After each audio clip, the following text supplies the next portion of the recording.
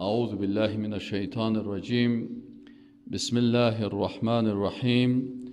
والعصر إن الإنسان لفي خسر إلا الذين آمنوا وعملوا الصالحات وتواصوا بالحق وتواصوا بالصبر. برادران محترم، خواهران عزیز، الله متعال یک سوره کوچکی که سوره عصر است،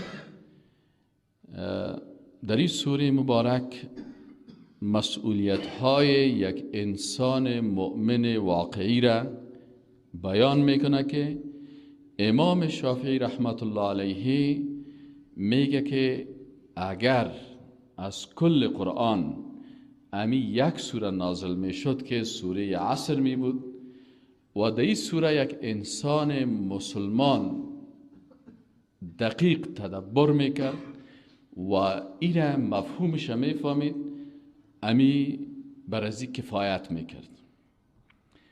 یعنی ای که سوره والعصر سوره جامعه هست که مفاهیم بسیار قوی داره که اگر این سوره را انسان درست تدبر بکنه و به هر نکته که سوره اشاره کرده این درست بفهمه، این میتونه یک مسلمان واقعی و حقیقی باشه. خصوصا در عصر امروزی که ما و شما زندگی میکنیم، فهم از این سوره برای یک مسلمان بسیار ضروری است.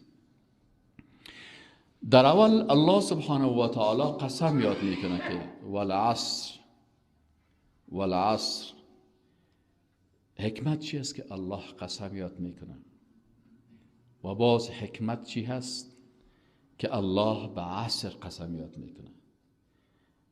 انسان مسلمان وقت مسلمان حقیقی می باشه که در حروف قرآن، در کلمات قرآن، در آیات قرآن، در سوره های قرآن از هر کدام از این تدبر بکنه، حکمتایش به شکل سوالیه از خود پرسان بکنه و از هر کدام از یک درس بگیره. اگر نه که قرآن بخوانی و سر هر آیت از این فکر نکنی، سر حتی کلماتش، حتی حرفایش ببین واو حرف قسم است. از حرف قسم ما در سوره عصر چی درس میگیریم؟ درس میگیریم که الله متعال وقتی یک موضوع کلیدی قوی اساسی رو بر ما بیان میکنه، الله قسم یاد میکنه. ای مسلمان، الله خطاب میکنه برای این مسلمان که ای مسلمان، ما با این عظمت و بزرگی و جلال و کبریای خود برای تو بنده ضعیف قسم یاد میکنم. نیازی به قسم ندارم، ضرورتی به قسم ندارم، اما به خاطر ازی که در مقابل این آیاتی که برای تو نازل میشه بی تفاوت نباشی، برات قسم یاد میکنم. خدا کوچک نساز، ضعیف نساز، بی شعور نساز، بی عقل نساز، بی فکر نساز. دقیق سر از این آیات قرآن تدبر بکن. از یک کلمه واو ما این درس میگیریم. از کلمه عصر بهترین فهم اصحاب رسول الله صلی الله علیه و سلم بود. اصحاب رسول الله صلی الله علیه و سلم وقتی که میدیدن که الله در قرآن قسم یاد میکنه به عصر، در جای دیگه قرآن قسم یاد میکنه به ولیال عشر، به شبهای دهگانه، باز قسم یاد میکنه به ضحی، باز قسم یاد میکنه والفجر، به فجر. پس در چندین آیت قرآن الله به وقت قسم یاد کرده. پس از اینجا درس میگیره که یک انسان مسلمان متمدن اون مسلمان است که برای وقت خود ارزش بده. آیا تو مسلمانی که میگی من مسلمان هستم، تو مسلمان حقیقی قرآنی هستی که برای وقت ارزش بدی؟ مسلمان ها چه وقت سقوط کردن؟ وقتی که اصحاب رسول الله صلی الله علیه و سلم مفهوم قسم الله را به وقت الله قسم یاد کردن، ایره درک میکردن.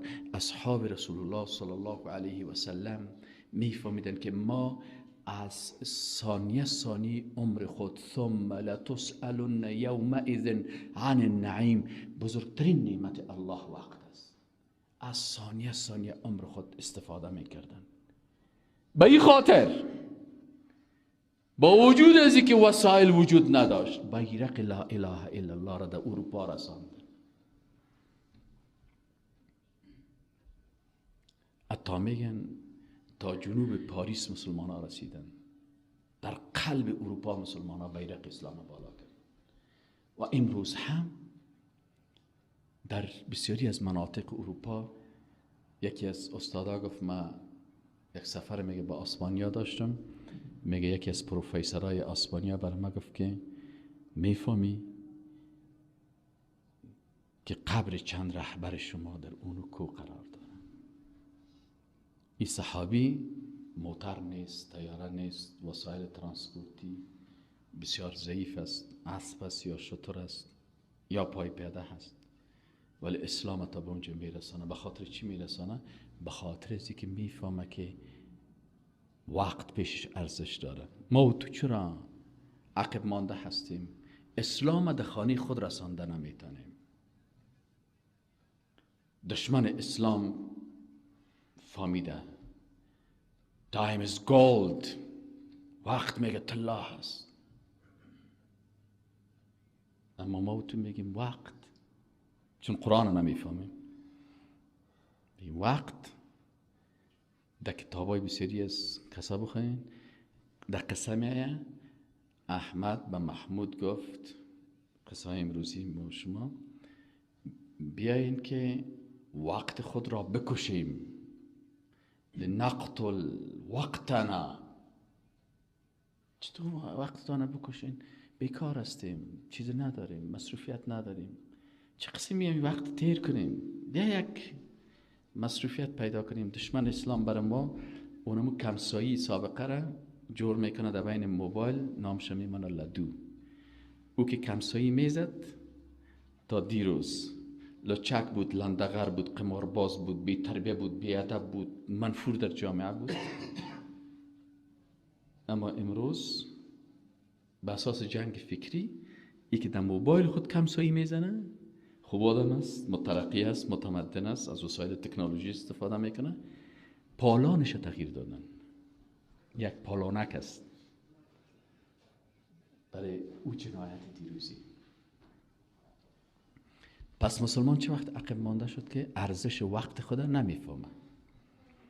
جوان مسلمان وقت خود را چی سپری میکنه؟ او جوانه که دشمن اسلام او را استخدام کرده، به نفع استعمار کار میکنه، استعمار برش میگه که تو باید از صبح تا 10 بجه شب کار کنی برای من، باز ما برای تو معاش میدم. یک ثانیه وقت بیکار نداری. از پیشش تعهد میگیره که من تو را $500 معاش میدم، تو را $1000 معاش میدم، خود تو باید برای من این قسم کار بکنی. روز جمعه کس میگه روز جمعه پیش شما فرایده است، پیش ما رخصتی نیست، به نماز جمعه هم رفتن نمیتونی، تو باید کار کنی و گزارش را بدی که چی کار کردی. این حال او با تعهدی که با یک کافر کرده روزانه 18 ساعت 19 ساعت کار میکنه.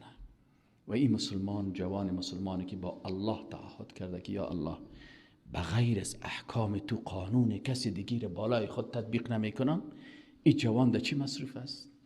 در چیز مصروف است که نه به اسلامش به درد میخوره، نه به آخرتش به درد میخوره، نه به دنیاش به درد میخوره، نه او را متمدن میسازه، نه او را دانشمند میسازه، نه او را عالم میسازه، بلکه اینمی جوانه که به اساس بی‌تفاوتی در وقت خود به کارهای بیهوده مبتلا هست. اونمو جوان بیدین قدرت میگیره، سیاست میگیره، حکومت میگیره، حاکمیت میگیره، و ای باز پیش از او میره ریزی خدا پیش میکنه که مرا چپراسی بگی، مرا خدمتگارت بگی، مرا در مؤسسیت بگی. خیر است میزایت جارو میکنم، پاک میکنم، اتاقت جارو میکنم. و بالاخره باز دیگر روز باز میگم والله ما مسلمان ها عقب ماندیم، ما مسلمان ها قدرت سیاسی نداریم، ما مسلمان ها قدرت فیزیکی نداریم، ما قدرت علمی نداریم. وقتی که تو باید از مغزت کار بگیری و مغزت در چیز مثبتی که تو رو یک دانشمند بسازه دو نیست. میگه وقتی افتاد فتنه در شام، سعدی رحمت الله علیه میگه وقتی افتاد فتنه در شام همه از گوشه فنا رفتن، روستا زادگان دانشمند به وزیری پادشاه رفتن. مردمایی که در اطراف بودن دانشمند بودن آمدن چی شدن؟ وزیر شدن. پسران وزیر ناقص عقل به گدایی به روستا رفتن. پس وقتی که جوان مسلمان آیات قرآن میخوانه که الله برش میگه وقت تو بسیار با ارزش است، آیا کدام جدول برای وقت خود داره که ما وقت خود چی تیر بکنم؟ اگر این جوان مسلمان واقعی باشه، برای قرآن وقت بده، برای سنت وقت بده، برای فهم دین وقت بده، برای عبادت وقت بده، برای علم وقت بده، برای دانش وقت بده، برای الایمان و بدعن و سبعون شعبتن وقت بده، و حتی اگر سپورت هم میکنه و ورزش هم میکنه نیت خود جور بکنه، بگه یا الله ما میخوایم که ورزش بکنم تا قوی شوم، در روزی که جهاد فی سبیل الله در ضد کفار میشه ما بتانم با همه قوت خود از دین خود، از ایمان خود دفاع بکنم. کمی تمرین های ورزشی هم، حرکت های ازی هم، هر حرکت ازی در حسناتش گذاشته شد، ولی بر هر کدامش باید وقت داده شود. اگر ما وقت بمیتم از این نیم ساعت باشه، اگر نیست ما نیم ساعت سپورت میکنم، یک ساعت چکر میزنم، یک ساعت فکایی میگم، یک ساعت دیگه هم درام میرم، 3 ساعت 4 ساعتم در یک سپورتک نیم ساعته تیر میشه. وقتی که پس آمدم در این خودم مصرف کو، در اون مصرف کو، خدا در اون مصرف کو، یک وقت ما پوره شدم. چی استفاده کردم؟ چه عبادت الله را کردم؟ بر نماز وقت نداشتم، برای مسجد وقت نداشتم، برای علم وقت نداشتم، برای فهم قرآن وقت نداشتم، برای فهم سنت وقت نداشتم. وقتی که تو این طرف ماندی چی میشه؟ الله میگه در قرآن و جاء الحق و زهق الباطل. باطل خو وجود داره، باطل خو هست، باطل خود تاریکی خود هر جایی میگیره.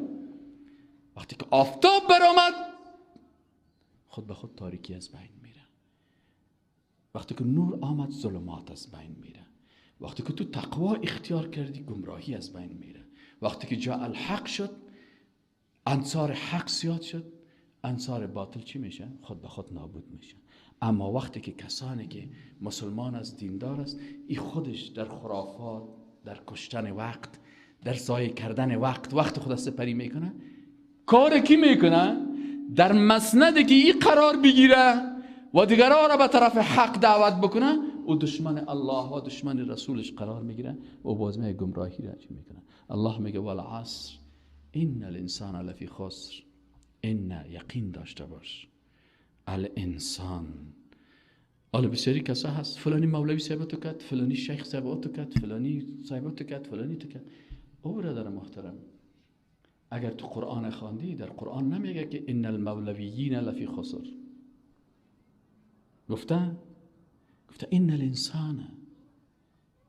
پس وقتی که انسان میگه اول از خود شروع میکنم که من در زیان هستم.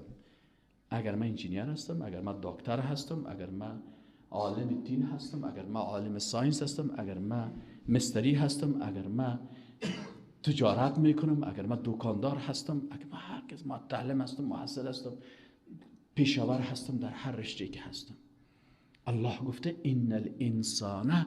الانسان الف لام میگی الف لام جنسی یعنی جنس انسان. زن است و مرد است، سیاه پوست است یا سفید پوست است، دکتر است یا انجینیر است، عالم است یا عالم نیست، دکاندار است یا نجار، لفی خسرن، کلشان در زیان هستند. چه قسم در زیان و نقصان هستیم؟ یک زیان نقصان بزرگی نمی هست که یک انسان روزانه 86400 یونت عمر داره. در 24 ساعت شما در ماشین حساب بزنین، به دقیقه و ثانیه مبدلش کنین، روزانه 86400 یونت عمر تو هست. این 86400 یونت عمر تو در 2 بانک ذخیره میشه. یا این ثانیه های عمرت در شیطان بانک روان کردی، باز اونمو ذخیره شیطانی تو در روز قیامت کشف میشه، و یا در رحمان بانک ذخیره کردی و باز اونمو مقداری که در رحمان بانک است و شیطان بانک است، هر دوش چی میشه؟ در ترازوی میزان گذاشته میشه و باز خودت ببین که امروز در طول هفته چند یونت عمرت در بانک شیطان فرستادی، چقدرش با اون دوها تیر کردی، با سریال های هندی، چقدرش با سیکولارهای بیدین بی حیای ترکی تیر کردی، چقدر چشمتی فیلم های باطل دید، چقدر گوش تو حرام شنید. پس کل از در شیطان بانک برات ذخیره هست. عمر رضی الله عنه میگه حاسب نفسک قبل ان تحاسب، خودت محاسبه بکن پیش از اینکه محاسبه شوی.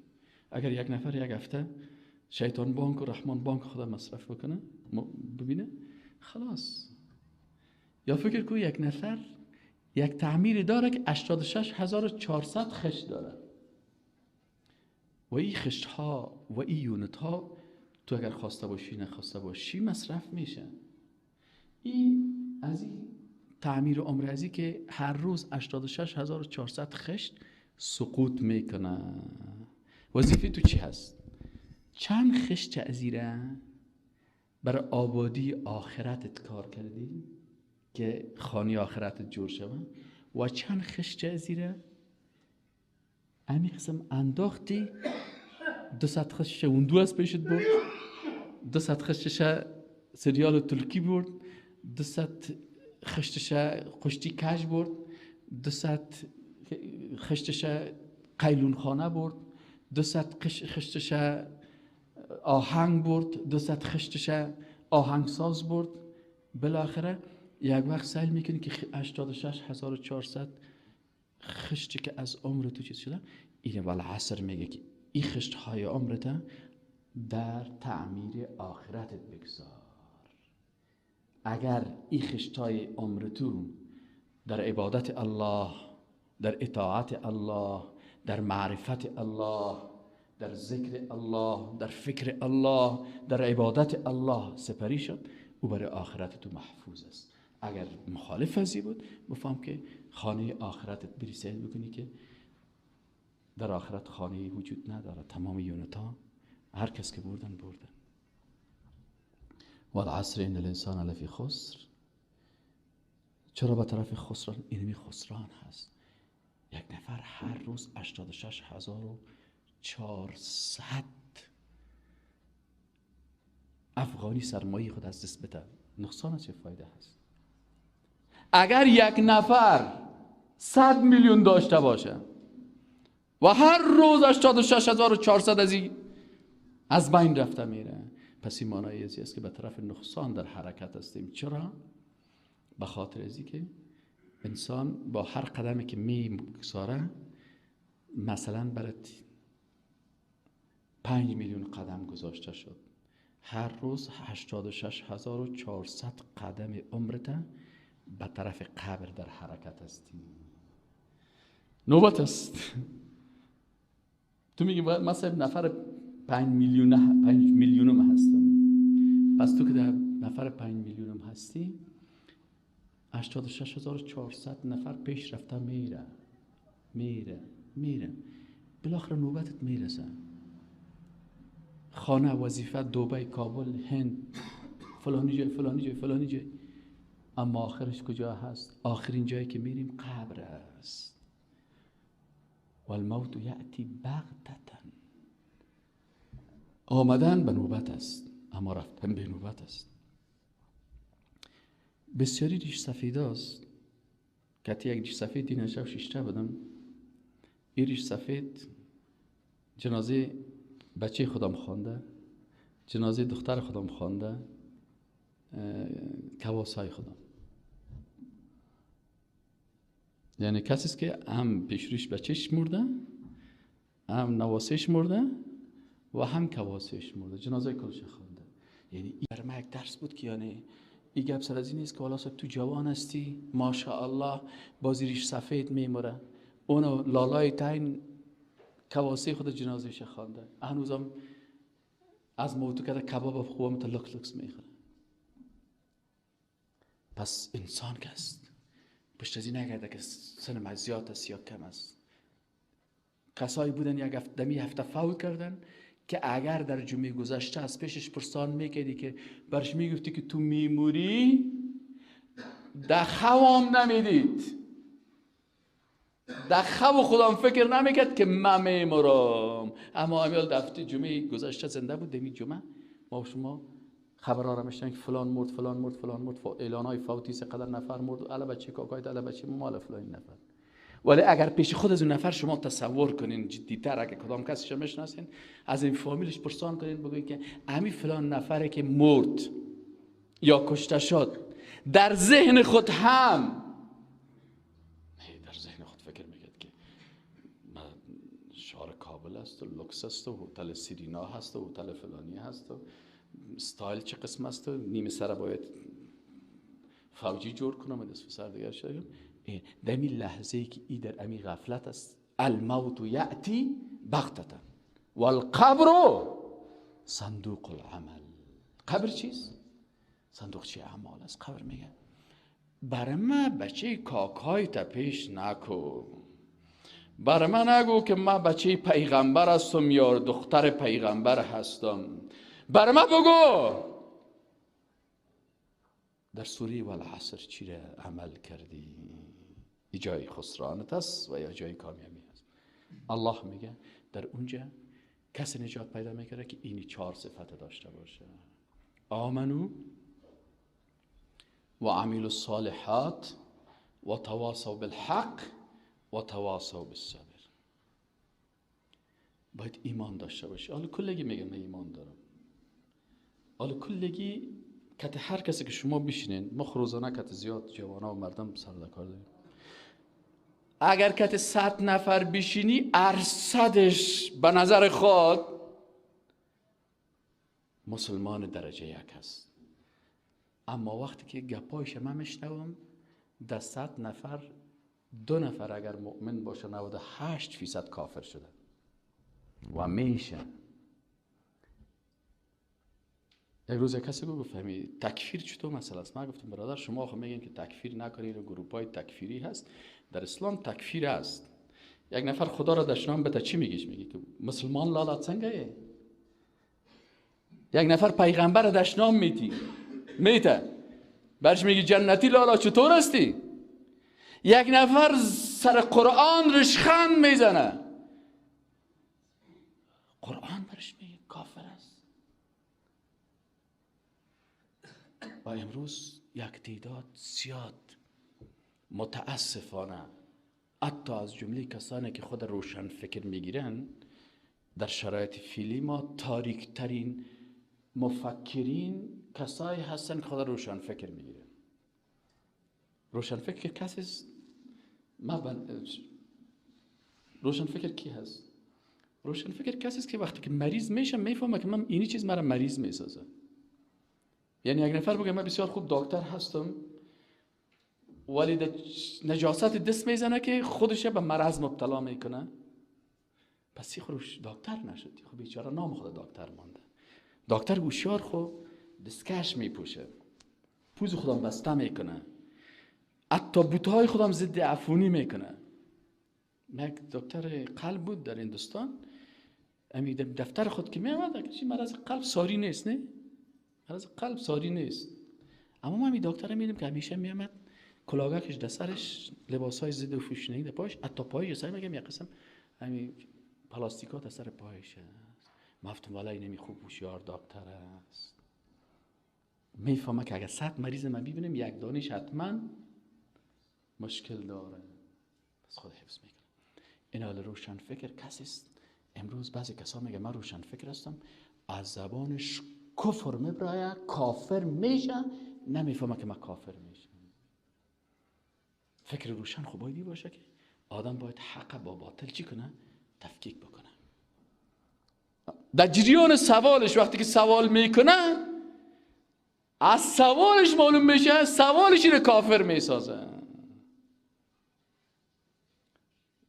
یعنی ما مثلا وقتی که سوال میکنیم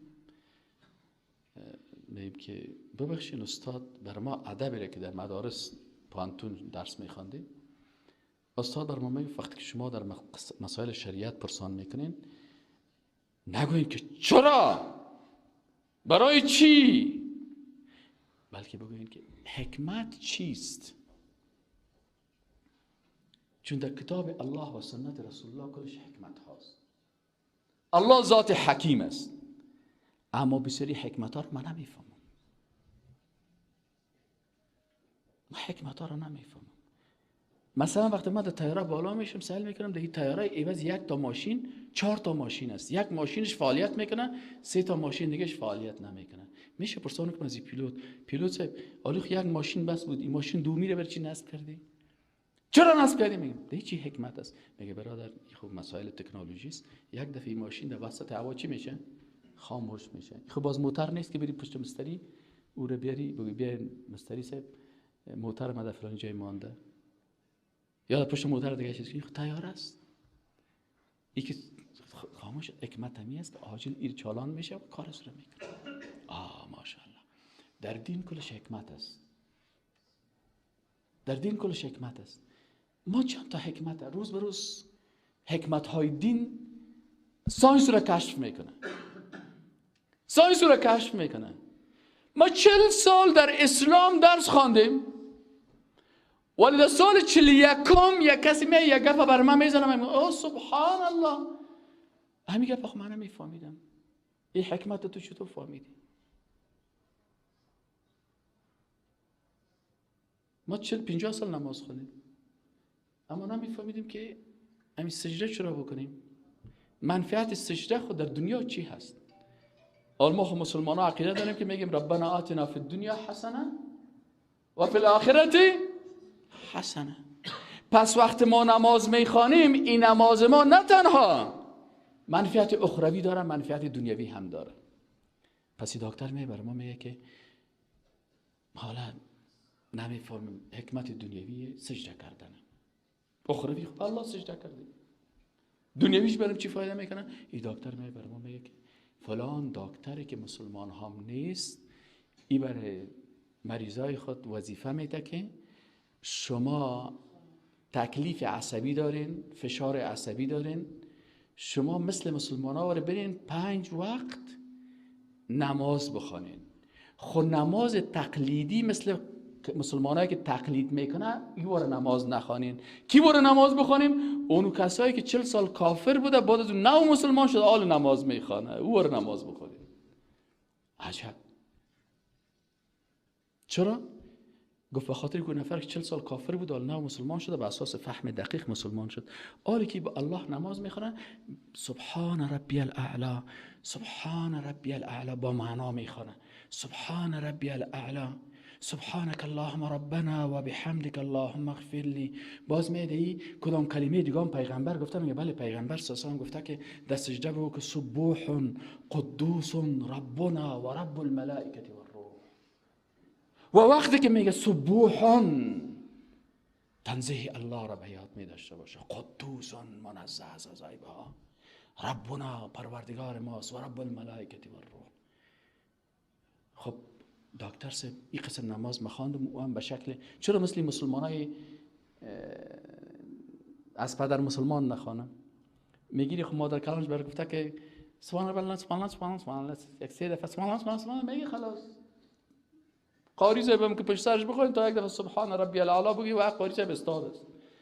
آخر گفتیم قاری صاحب، گفتم به خدا در روز قیامت اگر از خیرت نگرفتم پیش ذات ذوالجلال پیشت نکردم و انا گفتم که پروردگار کل نمازم خراب کرد، اگر نخوانم تارک جماعت شدم، اگر بخوانم چی میکنی؟ حکمتش چیست؟ این پروفسور میگه من پروفسور سایکولوژی هستم. انسان وقتی که زیاد سرش فشار میه چارج های مثبت ای جمع میشه کلش اینجا میه، نزدیک است انفجار کنی. وقتی که به بارگاه الله سجده میکنی سبحان ربی الاعلا، ای رب اعلا که است در زمین چارج های منفی را گذاشته. پس چارج های مثبت تو که چارج های منفی یک جای میشه، در دماغ تو چی ایجاد میشه؟ تعادل ایجاد میشه. باز تو زود جنگ نمیکنی، زود دشنام نمیتی، زود قار نمیشی، زود اعصابت خراب نمیشه. باز تو مطابق سوره والعصر ان الانسان لفی خسر الا الذين آمنوا وعملوا الصالحات وتواصوا بالحق وتواصوا بالصبر. پس وظیفه انسان مسلمان این است که وقتی که ایمان داشتی اعمال صالحه باید بکنی و باید اعمالت همه روزه سر اعمالت فکر بکنی که آیا ما عملی را که انجام دادیم درست است؟ آیا ما و عملوا الصالحات، میگین چه الف لام است در الصالحات، یعنی تمام امور نیکی را که الله براتون نشان داده به اون تو عمل کرده باشی. و عملوا الصالحات الایمان بدء و 70 شعبه، باید به 70 چند شعبه ایمان عمل بکنی. البته نیست که در اگر اشتباه آمدی وقتی که نمازت خوب شد یا کمک خوبش خواندی صحیح خواندی، باز یه قرار شیطان برات میگه که او شیر آقا لالا تو که نماز خواندی، نماز تو بسیار خوبش است، نماز مولای ماجد تام خوبش نیست، از قاری صاحب هم خوبش نیست، فلانی نماز نخوان، هستی و نیستی تو هستی. باز تو دیگه غرور روان هستی که مست است و من نیستم، من هستم. نه، تو ببین که در 70 چند شعبه ایمان در چند تاش صفر گرفتی که در خیالش هم نیست. و عمل الصالحات، وقتی که اعمال صالحه کردیم آیا کفایت میکنه؟ میگه نه. و تواصوا بالحق باید داشته باشی، تو باید حق بر دیگرها برسانی. اگر تو در قسمت رساندن حق به تفاوتی کنی، بگی به من چی؟ باید ملاها بگوین من خود دکتر هستم، دکتر بر رساندن حق چی؟ من انجینیر هستم، مرا چی؟ تو وقتی گفتی مرا چی، سوره والعصر میگه تو سیکولر هستی، خود نمیفهمی که سیکولر هستی. الله میگه تبلیغ دین تنها وظیفه ملا و مولوی نیست، وظیفه هر انسان مسلمان است. والعصر ان الانسان لفی خسر، کدام انسان نجات پیدا میکنه که ایمان داشت و اعمال صالحه داشت و امی که اعمال صالحه داره و تواصوا بالحق است که باید این حق برای خود برای فامیلت برسانی. اول باید اعضای خانوادی تو از تو نماز یاد بگیره، اعضای خانوادی تو از تو اخلاق یاد بگیره. یک روز اگر پدر هستی از خانمت پرسان کو، از دخترکایت پرسان کو، از بچایت پرسان کو، بگو اگر در روز قیامت از شما پرسان شود یا اگر از شما کس پرسان کنه ائمه چطور از اخلاقم، اگر بچه هستی از مادر و پدرت پرسان کن، بگو مادر جان امی یک سوال خبر ما بگم، امی اخلاق ما چطور است؟ اگه باز برات گفت که بچه یک وقتی یک کسی بود خود خانه که میز خود از شاگردای خود پرسان کرده بود، استاد بود، از شاگردای خود پرسان کرده که همین مرا بگوین که همین اخلاق ما اخلاق پیغمبری است، اخلاق صحابه هست، 100% اخلاق دارم، چقدر دارم، نامتان نشته نکنین. من عجل گرفتگی می روه که میریزر کش کردم که یک ورقک برام این ورق از این نگاه کرده بود، در این ورق از این نشته کرده که استاد محترم شما خودتان گفتین که نظر حقیقی تا نبتین و در سوال تانی بود که آیا اخلاق ما 100% است، 50% است، 20% است، اخلاق پیغمبر است، اخلاق صحابه هست، چطور است؟ جواب ما است که شما هیچ انسان نیستین، هیچ اخلاق انسانی نداری، صدقه پیغمبر شوی، صدقه صحابه شوی. تو چطور خود مقایسه میکنی با پیغمبر و با صحابه؟ تو اخلاق یک انسان عادی نداری. پس انسان مکلفیت داره از خانم خود پرسان کنی یک دفعه، بگوی دزلگی سره ما تا چون نمیری را که په اخلاقی او برش میگه دزلگی سره نخپکیگی، تو خیلی انسان نی، تو خود چه کور که داخلیگی، تو خود فرعونیه. در یک خانه رفتیم، صدا کرد که آرام، کی است؟ گفت فرعون میرسید. رفتیم فرعون کیست؟ گفت شیشک آمد. شیشک شوی خود شیشک نامش مانده بود. و شیشک که میگه هوا و آتش و که هر کس دمورش آمد کلی ازو بزنه، کلی ازو بزن، او رو کت لغت بزن. حالا که سوال میکنیم که یک نفر آمد، یک لنگی مبارک، یک ریش مبارک، یک لباس سفید، یک تسبیح در دستش، اما تروان است. اما شیر به یادم آمد که کار شیطان میکنی نامت ولی، گر ولی این است لعنت بر ولی. کدام پرندگک در روان بود، استاد بود، دید که یک نفر آمد خوب چپنک لوکس پوشیده، خوب لنگی هم داره، خوب ریش هم داره. دیگه پرنده گفت بپر. گفت نه این آدم سه چه خوب آدم است، این کامل سه هیچ نپرید. خرس نمیگیره دیگه. من خواهد آدمای لندغر میگروزم. این کمی نزدیک آمد دیر کت لغت زد، بالش شکست داد. بردنش پیش قاضی. قاضی گفت برای باید جزا بدیم. پرنده گفت نه قاضی صاحب این جزا نتی. گفت خواهی چی کنم؟ گفت یک جزای دیگه بدی. امی لباس اسلامی را امی ریش چپتراش کل کو، امی لباس اسلامی شا بکش که مردم سر زمین لباس از این بازی خورده. من قواری از این بازی داد، چهری از این بازی داد. پس و تواصوا بالحق، چند فیصد حق سر خود تطبیق کردی؟ اگر رسول الله صلی الله علیه و سلم آمدن پرسان کردن یا ام المؤمنین یا عایشه الصدیقه، ای ام المؤمنین، ای عایشه صدیقه رضی الله عنها، ای کسی که پاکی و عفت تو با 14 آیت قرآن ثابت است و رسول الله صلی الله علیه و سلم همسر تو هست، چند نمرمیتی پیغمبر در اخلاق؟ کیف کان اخلاق رسول الله صلی الله علیه و سلم؟ ام المؤمنین میگه کان خلقه القرآن. رسول الله صلی الله علیه و سلم اخلاقش چی بود؟ قرآن بود. قرآن چی میگه؟ و اینک لعلی خلق عظیم. ای پیغمبر تو دارای اخلاق بسیار بزرگ هستی. برای رسول الله صلی الله علیه و قرآن چی میگه؟ فبما رحمت من الله لنت لهم. ای پیغمبر این رحمت الله هست که تو در یک قوم بسیار خشن و تند پیدا شدی، لکن الله تو را بسیار نرم ساخت. فبما رحمت من الله لنت لهم. رحمت الله هست را بسیار نرم ساخته. ولو كنت فظا غلیظ القلب لانفضوا من حولک. اگر سنگ دل می بودی، تند زبان می بودی، دستت سر هر کس وار می کرد، لانفضوا من حولک، مردم از اطرافت فرار می کردن. فاعف عنهم، عفو کن مردم، واستغفر لهم، مغفرت بخوای برشان، و شاورهم فی الامر.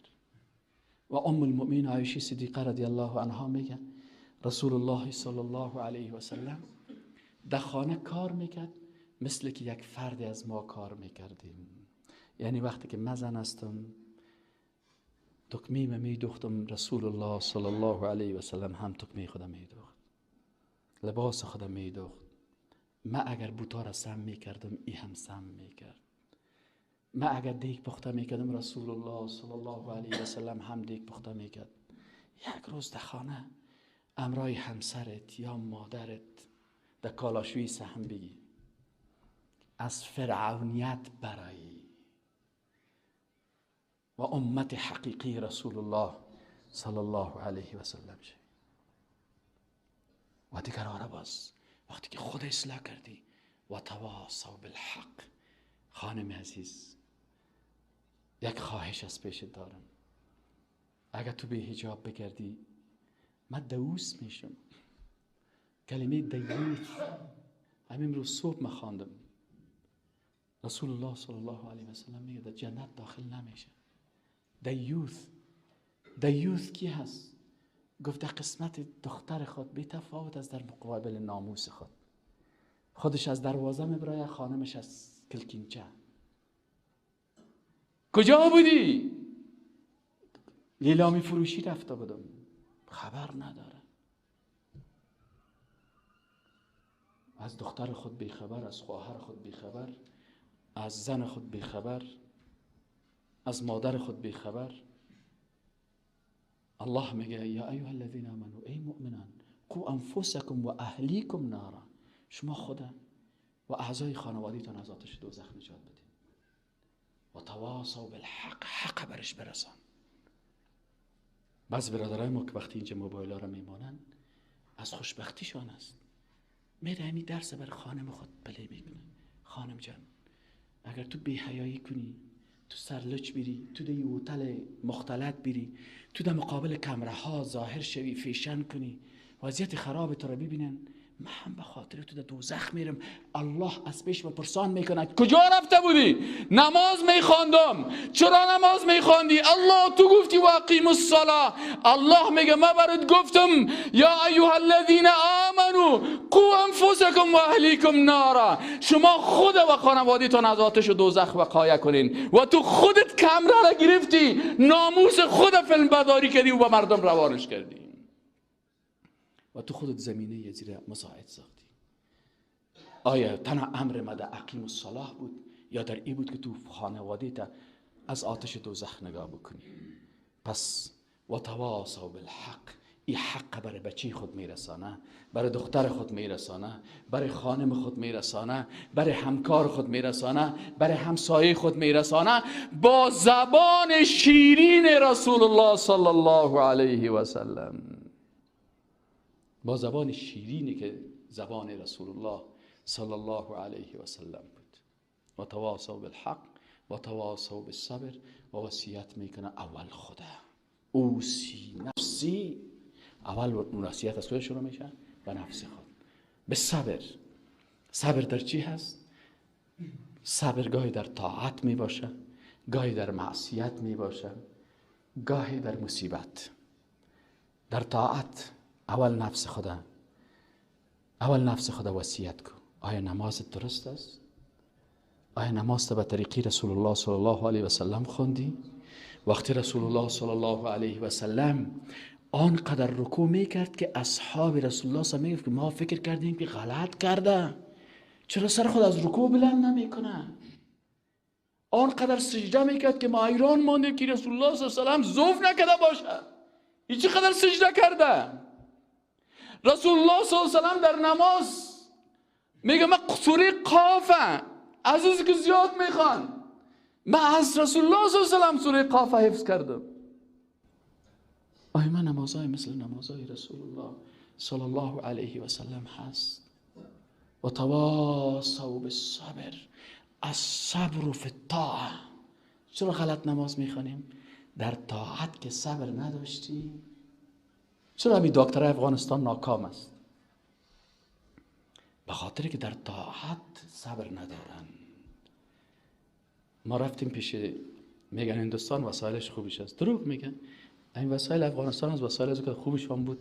همین دکتر که شیشته از دکتر اون دو کده، قورش هم خوب لکس است، شکمکش هم خوب کٹ هست، نکتایگش هم خوب، اما تو آخر استایل است. او را که سعی کنی یک کلاگه که کنه خراب، لکن اما اون دو صبر داره، این مسلمان صبر نداره. مرا او دکتر که ام وسیله اینجی مامان عین ماشین مسائل کردم. اون ماشین من این دکتر، یعنی کسی که افغانی است، این یک دقیقه من یک قسمی اخلاق خونه دیگه روی خودم طرف گرفته، این گرفته امتی فقط برای یک 5 ثانیه من کاغذه که تک تک تک بگیر چی گپ است؟ قلب ازی خراب است. رفتم در هندوستان عین ماشین و دکتر، این ماشین مان من برو 2 دقیقه بعد خلاص بشن. گفت نه 1 ساعت. این قانونش است. اینجا اگر باز اینجا اگر باز خوب سر قلب اگر باز این اگر باز این اگر دیگر اگر این دیگه حاصله نداشت، در رگش نرساند. الله میگه و تواصوا بالصبر، اول صبر در اطاعت داشته باش. ما شما صبر در نماز داریم؟ اگر صبر در نماز می داشتیم در رکعت نماز در 5 دقیقه می خوندیم. رسول الله صلی الله علیه و سلم در نماز صبر داشت. 2 رکعت نماز در نیم ساعت میخوان. 2 رکعت نماز در نیم ساعت میخوان. یک صحابی مبارک میگه وقت رسول الله قامت پیشین گفته شد، ما رفتم در بقیع الغرقد در مدینه منوره، کسایی که حج رفتن دیدن، از مسجد نبوی تا اونجا بسیار مسافه است. اونجا میگه ما رفتم، حاجت ما رفع کردم، وضو گرفتم، پس آمدم دیدم که رسول الله صلی الله علیه و سلم در رکعت اول نماز است. حالی که بخونی یکم که تال بیتی او مردم، یا قسم مردم پیدا شده، یا قسم مردم پیدا شده هی تو نماز میخواند، بابا و بابا کلان ما نخون. باز دیگهش میشینه باز چی میگه؟ میگه در وقت اعلی حضرت در شبهای ماه مبارک رمضان در هر اوتل یک کنسرت بود. خب او که در شبهای رمضان کنسرت باشه، نماز ترک یاد بده و تواصل اول صبر در اطاعت، دوم صبر در معصیت. وقتی که گناه در مقابل آمد، جلال و عظمت خالق در مقابل چیه؟ در گناه حمله نکنی، اول فکر کنی این سی دی که من میخرم، این کلیپ را که من از اینجا میگیرم، این مردای برهنه را که میبرم در خانه پلی میکنم، آیا من بی‌ناموس نمیشم؟ این تلویزیون LCD را که ما بند کردیم که مادر اولادا کشتی کش سیل داره، بازو میگه چی سیل داری؟ باش که گفتم که اینی اندرتیکر امروز مسابقه را میبره. مادر اولادا که کشتی کج سیل کرد، باز آمده در محکمه ریزه داده که بچهش خود دیدیم، همشیره چرا طلاق میگیریم؟ میگه والا اصلا من که در تلویزیون دیدم آدمای چاق این گنجش که چی کنم؟ من این کتی گنجش گزاره کرده نمیتونم. اونه شوهر، اونه من یک شوهر بادی بلدر میگیرم، بازی شوهرش کلیش خم افتاده. برش گفتیم که سر تو لعنت الله لازم است. ما لعنتت نمیکنیم، لکن الله لعنت سرت میکنه. تو اگر ای آیت قرآن عمل میکردی که قو انفسکم و اهلیکم نارن، و اگر تو با سوره والعصر عمل میکردی که برای خانوادهت میگفتی و تواصوا بالحق، برش میگفتی حرام است، این ناروا هست، نظر کردن به طرف زنای مردای نامحرم. و تواصوا بالصبر، و صبر در مصیبت است. الله میگه که وقتی براتان مصیبت رسید، به عوضی که کلمات زشت از زبان شما خارج شود، صبر بکنین و حوصله بکنین. الله متعال بر ما و شما توفیق نصیب بکنه که مطابق فرموده های سوره والعصر عمل بکنیم. اقول قولی هذا و استغفر الله لی و لکم فاستغفروه انه هو الغفور الرحیم.